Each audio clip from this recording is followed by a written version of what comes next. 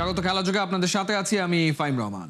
দেশের ক্রিকেটে ব্যাট বলের গল্প যেন হারিয়ে যাচ্ছে। নতুন আলোচনা আঙ্গুল নিয়ে প্রেসিডেন্ট বক্সে এম নাজমুলের সঙ্গে ফারুকের সেই ভাইরাল ছবি নিয়ে অবশেষে মুখ খুললেন সহসভাপতি ফারুক আহমেদ। বলছেন কোনো দ্বন্দ্ব নেই, সবই গুজব। ভারতের নিরাপত্তা ইস্যুতে বাংলাদেশের দাবি হালকাভাবে নিয়েছে আইসিসি। ফারুকের বক্তব্যে সে কথাও উঠে এসছে। সাইফুল রূপকের রিপোর্ট। আমার আঙ্গুলটা এটা আমার আঙ্গুল না, এই আঙ্গুলটা কোত্থেকে আসছে আমি জানি না। M Nazmul Islam, topic of the town, বিসিবির আলোচিত সমালোচিত পরিচালক। দেশের ক্রিকেটের ট্রেন্ডিং এর টপ 4 থেকে সরানোর সুযোগ কই? ক্রিকেটারদের নিয়ে বেফাস মন্তব্য করা ফিন্যান্স কমিটির এই চেয়ারম্যানের সাথে নাকি বোর্ডের অন্য পরিচালকদেরও আছে দ্বন্দ্ব। বিসিবিতে কান পাতলে অমন কানাঘুষাও শোনা যায়।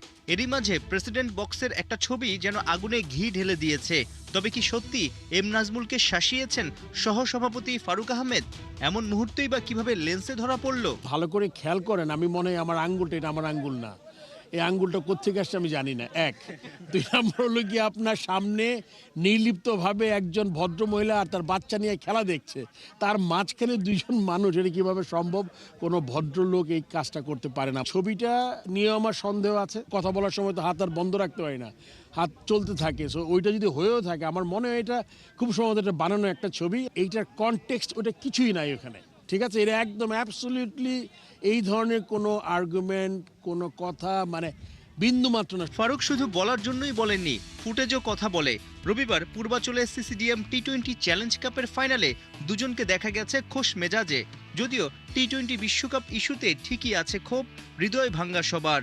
অ্যাজ এ প্লেয়ার অবশ্য আমার ভালো লাগছে না, কিন্তু আপনার কারণটা বুঝতে হবে যে আমাদের যদি একটা প্লেয়ার, একটা দর্শক, একটা জার্নালিস্ট, একটা অফিসিয়ালের যদি কোনো রকম একটা দুর্ঘটনা ঘটে, এবং যেটা ঘটার সম্ভাবনা ছিল প্রচুর, এবং আমরা কয়েকবার এক্সপ্লেনেশন চেয়েছি আইসিসির কাছ থেকে, তারা শুধুমাত্র স্ট্যান্ডার্ড প্রোটোকল ছাড়া নতুন কোনো প্ল্যান আমাদের দিতে পারেনি। তখনও তারা বলেনি ভেন্যুটা বদলিয়ে দিচ্ছি, বা যেখান থেকে বেশি থ্রেট এসছে ওইটাও নিয়ে, মানে পুরো ব্যাপারটা আসলে তারা খুব বেশি আমাদের যেটা প্রথম দিন ছিল আমরা যে কনসার্নটা জানিয়েছি একদম লাস্ট ডে পর্যন্ত তাই ছিল। বিসিবি নির্বাচনকে কেন্দ্র করে ঢাকার অধিকাংশ ক্লাব বেঁকে বসায় প্রথম বিভাগ ক্রিকেট লিগ হয়নি ঠিকঠাক। দল না পাওয়া বঞ্চিত ক্রিকেটারদের নিয়ে গেল 2 সপ্তাহ চলে চ্যালেঞ্জ কাপ টি-20। প্রশ্ন উঠেছে, ঢাকা প্রিমিয়ার লিগ কি হবে? 12 দলের মধ্যে নাকি 8-9টাই বিদ্রোহী ক্লাব। প্রতিবাদের ভাষায় খেলা বন্ধ করে কখনোই হতে পারে না। আমি মনে করি যে খেলাটা মাঠে থাকতে হবে, তারপর আপনি যা করার যেটা করেন। কেননা যেই সিজনটা চলে যাবে ওই সিজনটা ফেরত পাবেন আপনি। আজকে সময়টা চলে যাচ্ছে, এটা আপনি ফেরত পাবেন না। আমি আশা করব যে এই টিমগুলো আছে তারা নেক্সট যেই টুর্নামেন্টগুলো বা লিগগুলো ক্রিকেট বোর্ডের আন্ডারে অনুষ্ঠিত হবে, সিসিডিএমের আন্ডারে, এগুলো যাতে অংশগ্রহণ করে। 8 দলের সিসিডিএম চ্যালেঞ্জ কাপের ফাইনালে অগ্রণী দলকে 5 উইকেটে হারিয়ে শিরোপা জিতেছে team Aparajeyo. Saiful Rupak, 71। Home of cricket মিরপুরে শ্বাসরুদ্ধকর এক লড়াইয়ের অপেক্ষা অদম্য বাংলাদেশ টি-20 কাপের ফাইনালে সোমবার সন্ধ্যা 6টায় মুখোমুখি হচ্ছে অপরাজেয় দুর্বার একাদশ ও প্রত্যাবর্তনের গল্প লেখা ধূমকেতু একাদশ। নাজমুল হোসেন শান্তর ক্যাপ্টেন্সিতে দুর্বার একাদশ টুর্নামেন্টে ছিল অপ্রতিরোধ্য। গ্রুপ পর্বে 2 ম্যাচে শতভাগ জয়। প্রথমে আকবর আলীর দুরন্ত একাদশকে হারিয়ে শুরু, এরপর লিটনের ধূমকেতুকে বড় ব্যবধানে গুড়িয়ে দিয়ে ফাইনালে রাজকীয় এন্ট্রি। অন্যদিকে ধূমকেতু একাদশ যেন ঝড়ের নাম, 1 ম্যাচ হারলেও দুরন্ত একাদশকে হারিয়ে ফাইনাল নিশ্চিত করেছে তারা। একদিকে অপরাজেয় যাত্রা, অন্যদিকে লড়াই করে ফিরে আসা এই ফাইনাল। তাই শুধু ম্যাচ নয়, এটি মর্যাদার মহারণ। এছাড়াও ফাইনাল উপলক্ষে থাকছে বিশেষ আয়োজন, থাকছে শিক্ষার্থীদের জন্য ফ্রি এন্ট্রি। সব মিলিয়ে মিরপুরে অপেক্ষা করছে নাটকীয় এক শিরোপার রাত, আর সেখানেই ফয়সালা হবে কে হাসবে শেষ হাসি। বিশ্বকাপের আসা শুরু, তবে আলোচনার শেষ নেই। গুঞ্জন সত্যি করে দিয়ে হতে চলেছে আইসিসি পিসিবি বৈঠক।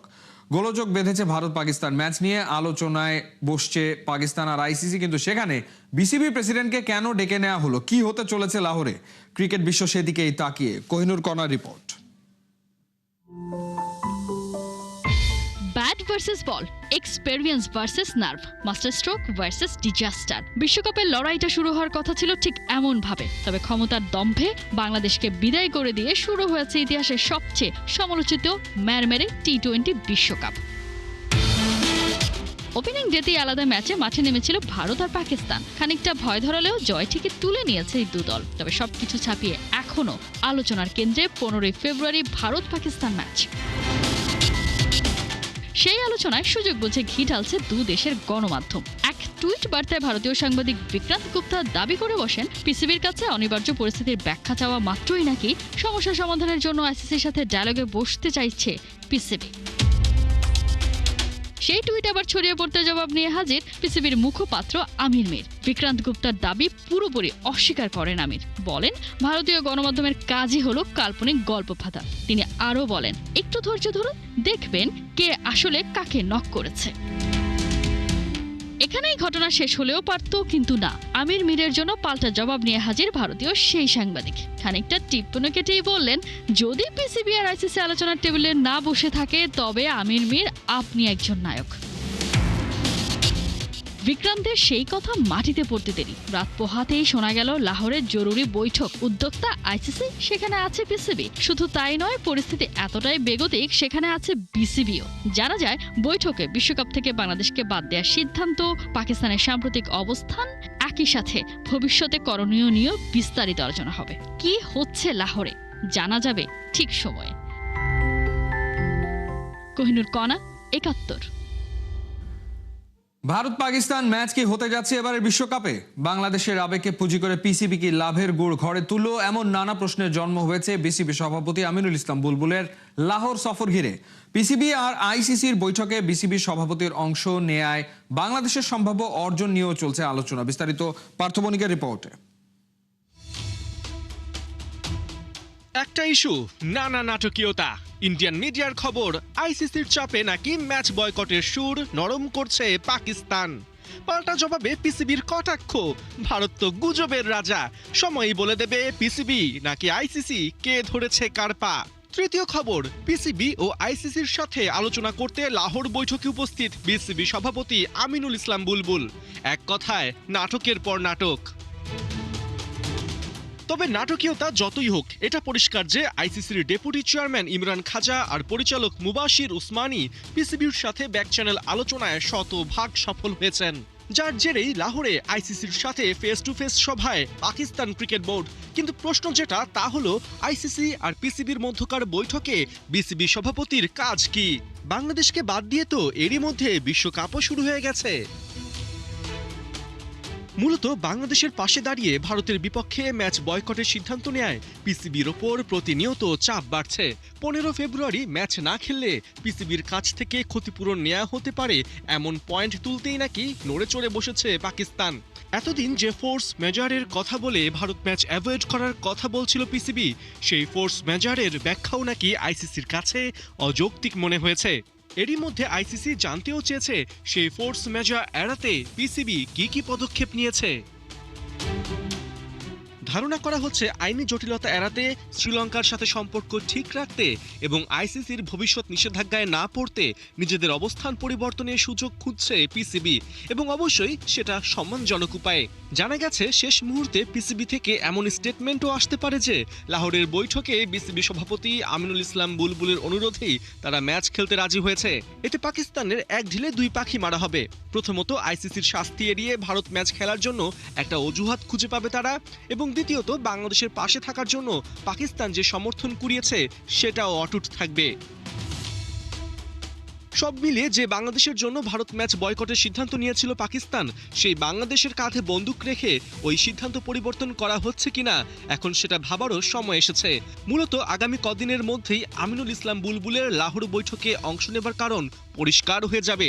জানা যাবে তিনি কি দাবার গুটি হতে সেখানে গেছেন, নাকি বিশ্বকাপ না খেলায় বাংলাদেশের সম্ভাব্য যেসব ক্ষতি হতে পারে সেগুলোরও প্রশমন করে এসেছেন। পার্থ বণিক, ৭১। বাংলাদেশের সাফ জয়ী দলের সদস্য ফুটবলারের জীবন শেষে রাজনীতিতে মিশলেন, তারপর আমিনুল হক বারবার পড়েছেন ক্ষমতাধরদের রোষানলে, হয়েছেন স্বৈরাচারের টার্গেট। সেই নির্যাতনের দিনগুলো পেরিয়ে এবারে তিনি ধানের শীষের ব্যানারে নির্বাচনের লড়াইয়ে জনগণের কাছে ভোট চাওয়া চেয়ে গুরুত্ব দিচ্ছেন। ঢাকা 16 আসনের মানুষকে কতটা কি দিতে পারবেন সেদিকে তার দায়িত্ব সাধারণ মানুষকে নেওয়ার আহ্বান জানালেন তারেক রহমান। খালিদ জামিলের রিপোর্ট। আপনাদের এই এলাকার সন্তান আমিনুলের হাতে আমি এই ধানের শীষ আজকে তুলে দিয়েছি। আপনারা আমিনুলকে 12 তারিখ পর্যন্ত দেখে রাখুন। আমিনুলকে আপনারা দায়িত্ব দিন। আমিনুল দায়িত্ব, এলাকার মানুষের দায়িত্ব। ইনশাল্লাহ আমিনুল জিতলে পরে, ধানের শীষ জিতলে পরে 13 তারিখ থেকে আমিনুল এলাকার মানুষের দেখভাল করছে কিনা, এলাকার উন্নয়নে কাজ করছে কিনা, সেইটি দেখার দায়িত্ব ইনশাআল্লাহ আমার। জাতীয় নির্বাচনের সময় ঘনিয়ে এসেছে, যেন বহু যুগ পর বুলেটের চেয়ে ব্যালট হয়ে উঠেছে শক্তিশালী। সাধারণ মানুষ চেখে দেখতে শুরু করেছে গণতন্ত্রের সৌন্দর্য, অনুভব করতে পারছে তারাই সকল ক্ষমতার উৎস। আর সেই ক্ষমতার প্রয়োগ বাংলাদেশে ঘটবে 12 ফেব্রুয়ারির জাতীয় নির্বাচনে। সময় বেশি নেই, তাই ঢাকায় একই দিনে 6 পথসভায় শনিবার বিএনপির চেয়ারম্যান তারেক রহমানের শিডিউল ফিক্সড। দুপুর নাগাদ আমিনুল হকের আসন ঢাকা 16-র পথসভায় পৌঁছান তারেক রহমান। এই আসনে ভোটারদের অবস্থা, প্রচার প্রচারণার বিস্তারিত সবই দলের চেয়ারম্যানকে জানান আমিনুল হক নিজেই। তারপর এই নির্বাচনী আসনে ধানের শীষের প্রার্থী দেন স্বাগত বক্তব্য। আমি আপনার কাছে অনুরোধ করব, আল্লাহ যদি আমাকে কবুল করে, আপনি আমার এই এলাকার অসহায়, নিম্ন, মধ্যম এবং উর্দুভাষীদের জন্য কিছু দিক নির্দেশনা মূলক বক্তব্য রাখবেন এবং পাশাপাশি আমার এই বৃহত্তর মিরপুরে কোনো সরকারি মেডিকেল কলেজ কিংবা কোনো হাসপাতাল নাই। আল্লাহ যদি আমাদেরকে কবুল করে, ইনশাআল্লাহ আমরা যদি সরকার গঠন করতে পারি, আমি আপনার কাছে নিবেদন করছি আমার এই এলাকায় একটি সরকারি হাসপাতাল এবং একটি সরকারি মেডিকেল কলেজ তৈরি করে দিবেন ইনশাআল্লাহ। বক্তব্যের কোথাও এলাকার জনসাধারণের কাছে ভোট চাইলেন না নিজে। নির্বাচনী প্রচারণার আয়োজন হলেও আমিনুল হক ফোকাস রাখলেন তার এলাকার সাধারণ মানুষের অপ্রাপ্তিগুলোর দিকে। বিএনপি সরকার গঠন করলে কি কি চাই সাধারণ মানুষের প্রতিনিধি হিসেবে সেসবই তুলে ধরলেন বাংলাদেশ ফুটবল দলের সাবেক এই গোলকিপার। আর নিজের বক্তব্যে তারেক রহমান জানালেন, এমন একজন আমিনুলকে দিয়ে হবে না, এমন অগণিত আমিনুলের প্রয়োজন নতুন বাংলাদেশ গঠনে। আপনাদের এলাকার সরকার আমিনুল যেমন একজন প্রফেশনাল খেলোয়াড়, শুধু আমিনুল একা কেন হবে, আমিনুল মোতাবেক শত শত আমিনুল কিভাবে আমরা তৈরি করতে পারি দেশে, সেটির উল্লেখ আমরা করেছি প্রিয় ভাই বোনেরা। বিভিন্নভাবে গত 1 যুগেরও বেশি সময় ধরে নির্যাতিত হয়েছেন, অত্যাচারিত হয়েছেন, নিজেদের জীবন উৎসর্গ করেছেন। আমরা আমাদের সেই মহান দোকানে উপস্থিত হয়েছি, যেখানে আমরা নিজেদের রায় দিয়ে জনগণের সরকার প্রতিষ্ঠিত করতে পারবো। রাজা আসে রাজা যায়, সাধারণ মানুষের জীবনের সংকটগুলোই কেবল রয়ে যায়। আমিনুল হকরা উঠে এসেছেন ওই সাধারণ মানুষের কাতার থেকেই। ওই মঞ্চ পর্যন্ত পৌঁছতে দিতে হয়েছে বহু শ্রম আর ঘাম। এবার তাই ব্যালট হাতে ভোটারদের প্রত্যাশা, শীতাতপ নিয়ন্ত্রিত পার্লামেন্টে সাংসদের চেয়ারে বসে ভর দুপুরে তপ্ত রোদে অপেক্ষারত এই মানুষগুলোকে আমিনুলরা ভুলে যাবেন না। খালিদ জামিল, ৭১। দেশে বইছে নির্বাচনী হাওয়া, সেই হাওয়া লেগেছে জাতীয় দলের সাবেক ক্যাপ্টেন তামিম ইকবালের শরীরেও। রবিবার গাজীপুর 2 আসনের বিএনপি মনোনীত প্রার্থী এম মঞ্জুরুল করিম রনির আমন্ত্রণে শহরের পিটিআই অডিটোরিয়ামে এক অনুষ্ঠানে অংশ নেন তামিম ইকবাল। আলোচনা করেন সব ধরনের খেলাধুলোর সুযোগ সুবিধা বৃদ্ধির ব্যাপারে। ফয়সাল হাবিবের রিপোর্ট।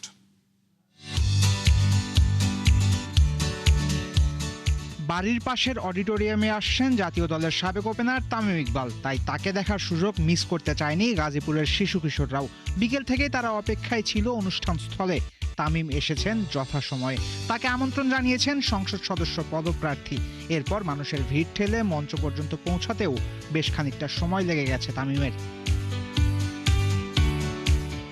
অনুষ্ঠানের বিষয়বস্তু ছিল গাজীপুরে খেলাধুলার ভবিষ্যৎ নিয়ে আলোচনা। তাই জাতীয় সঙ্গীতের পরই শুরু হয়েছে মূল পর্ব।